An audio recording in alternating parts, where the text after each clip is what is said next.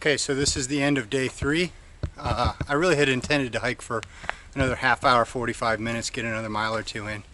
But then it started raining, so I very quickly found the first camp spot I could and made camp real quick. And as soon as I got my tarp up and everything in gear, sure enough, it stopped raining. So I'm going to stay here for the night anyways. By the time I got everything packed back up, that would burn the rest of my daylight. So day 3 was a great day.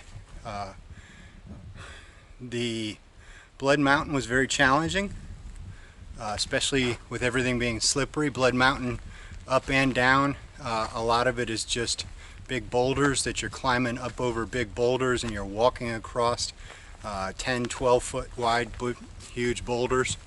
And so with the rain and the slippery, that made it pretty challenging. It's also very steep. It's one of the highest mountains in Georgia, and I think somebody said it's the first or second highest mountain in Georgia that the AT crosses. So pretty challenging. From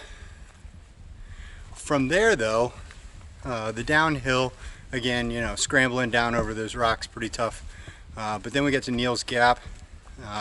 Neal's Gap is pretty cool.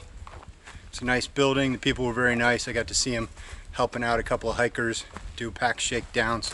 One lady just had crazy amounts of stuff, and they were really doing a good job of helping her out. So they provide a great service, and they just do that. They don't charge anything for it. For the most part, they're telling you to get rid of gear, not to buy gear, and so that's very cool of them. If you want to buy stuff, the prices are a little bit elevated. I didn't buy anything besides just a couple pasta sides and a couple Snickers bars, and I did have to replace one food bag, and prices on everything were a little bit higher than I would have paid at a big box store or whatever, but hey, that's the price you pay for convenience. So I did continue on, maybe 5 miles past there.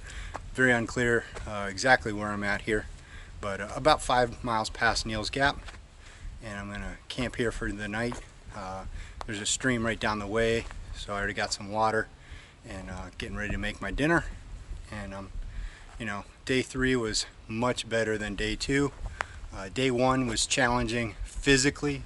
Day 2 more so emotionally so. A lot of people were pretty shattered, a lot of people having a rough time of it, and really not sure what to do or where to go.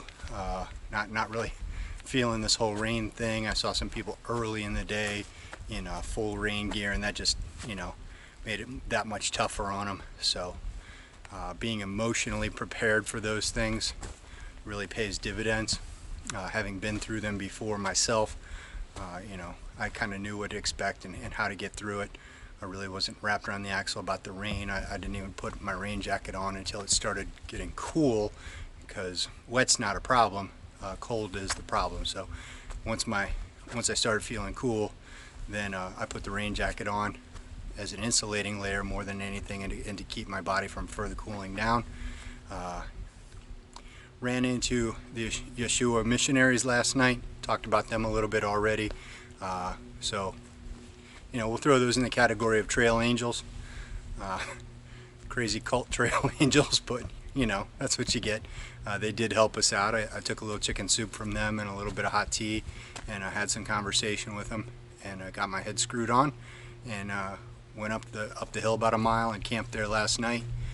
So today, spectacular. Got a little bit of a late start, tried to let my gear dry out a little bit. That was marginally successful. So my pack was probably a good 5 or so pounds heavy today, with water weight in it. My sleeping bag, as I just pulled it out, pretty much was a sponge, and it's pretty much soaked right now, so I'm gonna have to sleep it dry. But fortunately, it's a pretty warm night. There's not much of a breeze. If we do get some rain, I think my shelter will be just fine, and shouldn't be a problem. So I'm on a nice, soft, well-established campsite, and really looking forward to it. Did get to talk to the kids today. That was super. Try to call my wife tomorrow if I can get an opportunity where I have cell phone coverage. That's been pretty sketchy so far. And just even simple things like simple websites, trying to get on data coverage has been next to non-existent. So That's just one of the challenges. We'll work our way through it. Got resupplied at Neal's Gap, so I'm good to go for a couple days, and really enjoying myself, having a great time, and looking forward to all of the adventure that lies ahead. Puck signing off.